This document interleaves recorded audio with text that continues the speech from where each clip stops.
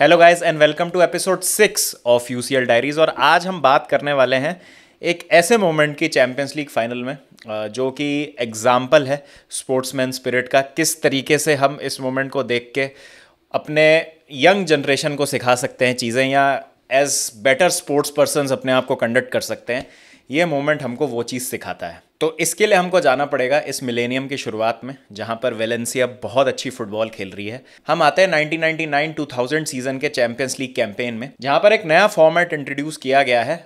आज की तारीख में जैसे 32 टीम्स खेलती हैं चैंपियंस लीग में, 8 ग्रुप्स में 4-4 टीमें डिवाइड की जाती हैं, और उन ग्रुप्स में जो टॉप 2 टीम्स होती हैं वो राउंड ऑफ 16 के लिए क्वालिफाई करती है, जहां पर एक ड्रॉ निकलता है फिर से ग्रुप स्टेज की तरह, और फिर एक नॉकआउट फॉर्मेट में दोनों टीम्स खेलती हैं, जहां पर 2 लेगेड टाइज होते हैं फाइनल तक। लेकिन 99-2000 सीजन में कुछ अलग फॉर्मेट था। इसमें 32 टीम से स्टार्ट हो रहा था टूर्नामेंट, वही 8 ग्रुप्स बना दिए गए थे 4-4 टीमों के। लेकिन जब 16 टीमें क्वालिफाई हो जाती थी अपने ग्रुप से टॉप 2 टीम्स, तो फिर उनका वापस से एक ग्रुप स्टेज मुकाबला होता था, यानी 4 ग्रुप्स बना दिए जाते थे 4-4 टीमों के। इनमें से हर ग्रुप में जो टॉप टीम्स होती थी, जो 8 टीमें बचती थी, वो फिर नॉकआउट फॉर्मेट में 2 लेगेड टाइज खेलती थी, क्वार्टर फाइनल, सेमीफाइनल, और ऑब्वियसली फिर फाइनल एक मैच होता था न्यूट्रल वेन्यू। इस वजह से नॉकआउट स्टेज तक पहुंचना बहुत ज्यादा मुश्किल होता था, क्योंकि अब आपको 6 नहीं 12 मैचेस खेलने पड़ेंगे नॉकआउट्स के लिए क्वालिफाई करने के लिए। तो जब फर्स्ट राउंड के बाद सेकंड राउंड में कंपटीशन गया और फिर से ग्रुप स्टेज हुई, तो टॉप 8 टीमें थी Barcelona, Porto, Manchester United, Valencia, Bayern Munich, Real Madrid और लाज़ियो, चेल्सी। उसके बाद नॉकआउट्स होते हैं और फाइनल सेटअप हो जाता है रियल मैड्रिड वेलेंसिया।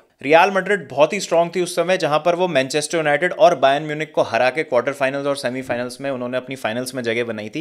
यहीं वेलेंसिया भी बहुत अच्छी फुटबॉल खेल रही थी, जब उन्होंने लाज़ियो को क्वार्टर फाइनल में और बार्सिलोना को सेमीफाइनल में हरा के रियल मैड्रिड के अगेंस्ट फाइनल में अपनी जगह बुक करी और सेटअप कर दिया एक ऑल स्पेनिश फाइनल। तो 2000 चैंपियंस लीग का फाइनल बहुत ही ज्यादा एक तरफा मुकाबला होता है, जो 3-0 से रियल मैड्रिड जीत जाती है। फर्नांडो मोरिएंटेस, स्टीव मैकमैनेमन और राउल होते हैं स्कोर शीट पे, और रियल मैड्रिड अपना 8वां चैंपियंस लीग टाइटल इस सीजन जीत जाती है। लेकिन टीम जो इंप्रेस करती है इस पूरे कैंपेन में वो होती है वेलेंसिया। एक सीजन पहले यानी 1999 में उन्होंने कोपा डेल रे जीता था, और इस सीजन उन्होंने रियल मैड्रिड से 2 पायदान ऊपर 3rd प्लेस पे फिनिश किया था ला लीगा में। अगर आप 99-2000 सीजन की ला लीगा टेबल पर एक बार नजर डालें तो रियल मैड्रिड 5th आई थी 62 पॉइंट्स के साथ, लेकिन क्योंकि वो चैंपियंस लीग जीत गए थे तो इस वर्च्यू से वो क्वालिफाई कर गए अगले सीजन की चैंपियंस लीग में। और वेलेंसिया 3rd आई थी ज़ारागोसा और रियल मैड्रिड दोनों से ऊपर, और उनके पॉइंट्स बार्सिलोना के बराबर थे जो 2nd प्लेस फिनिश किए थे, और डेपोर्टिवो ला कोरूनिया ने उस सीजन ला लीगा जीती थी। तो वेलेंसिया एक बहुत ही अच्छी टीम थी जिसमें काफी एक्साइटिंग प्लेयर्स थे, और यूरोप की सारी बड़ी टीम्स के लिए हमेशा एक थ्रेट थे वो, और ला लीगा की टॉप 4 रेस में भी वो हमेशा बने रहते थे। किसी भी तरीके से आप पुश ओवर्स नहीं कह सकते थे वेलेंसिया को उस टाइम पे, और उनकी डोमेस्टिक और यूरोपियन परफॉर्मेंस इस चीज का सबूत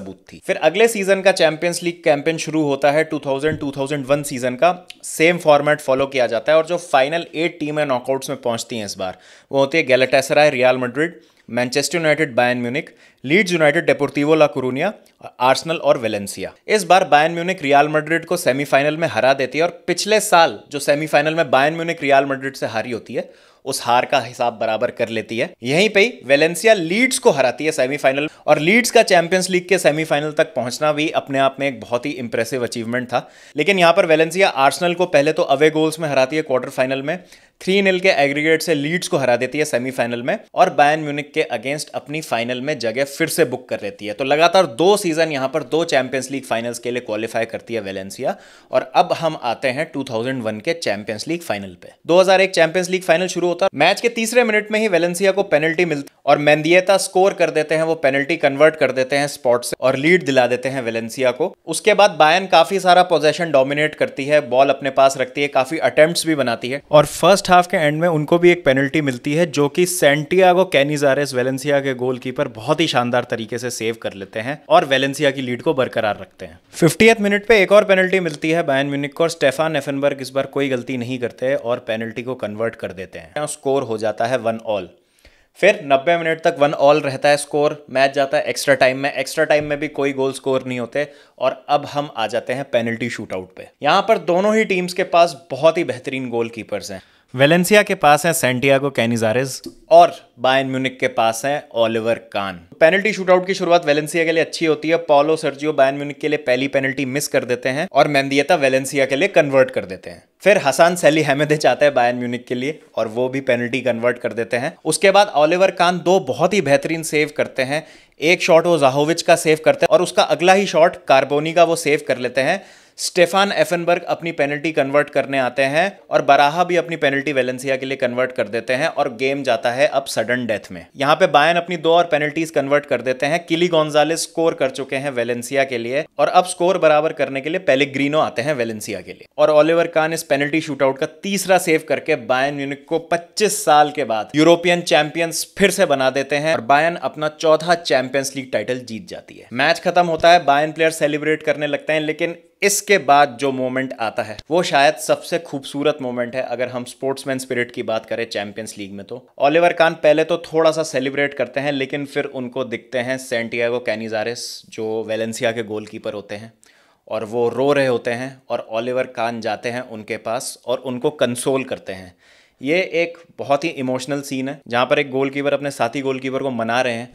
उनकी टीम जीत चुकी है, वो सेलिब्रेट नहीं कर रहे हैं, लेकिन पहले वो अपने काउंटर पार्ट के पास आए हैं, उनको कंसोल कर रहे हैं और उनको एक कॉन्ग्रेचुलेट कर रहे हैं on a very well played game. एक बहुत ही hard fought UEFA Champions League का फाइनल यहाँ पे खेला गया है, लेकिन हार्ट ब्रेकिंग है वेलेंसिया के लिए और उनके फैंस के लिए, क्योंकि लगातार दूसरा चैंपियंस लीग फाइनल वो हार गए हैं। लेकिन ये जेस्चर ओलिवर कान का एक बहुत अच्छा मैसेज भेजता है सबको और इस मैच के बाद ओलिवर कान को यूएफए फेयर प्ले अवार्ड भी दिया जाता है। और एक इंटरव्यू में ओलिवर कान ने ये कहा था, I could feel for him as I experience something similar in 1999। What stage in that feeling, the feeling of having won the title, that feeling right after that missed or saved penalty, those are moments you never forget. 1999 का वो famous champions league final अगर आपको याद हो, जब Manchester United ने treble complete किया था, बायर्न म्यूनिख जीत रही थी मैच 1-0, लेकिन स्टॉपेज टाइम में 2 गोल स्कोर करके मैनचेस्टर यूनाइटेड ने वो मैच जीत लिया था और बहुत हार्ट ब्रेकिंग फैशन में बायर्न म्यूनिख वो मैच हारी थी। तो ओलिवर कान जानते थे कि हार्ट ब्रेक क्या होता है, एक फाइनल को इतने क्लोज मार्जिन से हारना क्या होता है, तो उन्होंने सही समझा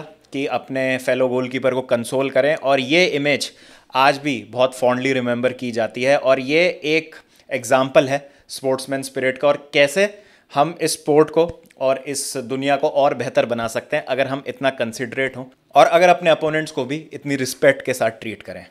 तो ये एक एग्जाम्पल है जो आई थिंक फॉलो होना चाहिए, लेकिन ऐसा हमको आजकल ज़्यादा देखने को नहीं मिलता। बहुत कम ही इंस्टेंसेस होंगे जब आपको इस तरीके की चीज़ें देखने को मिलेंगी, लेकिन ये जेस्चर्स बहुत अच्छे होते हैं और स्पोर्ट खेलने का जो पूरा मतलब है आई थिंक यही है, इट्स एवरीवन्स गेम। और ठीक है, कोई हारेगा कोई जीतेगा, लेकिन जो हारा है उसका मतलब ये नहीं कि उसको बिल्कुल ही नीचा दिखाना है। I think you can always congratulate your opponent.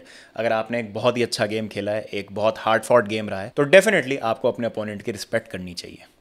तो ये थी कहानी of one of the most beautiful and emotional moments in champions league final history. कैसा लगा episode, please do let me know in the comment section. लौटते हैं और कहानियों के साथ, जब तक अपना ध्यान रखें, टेक केयर एंड पीस।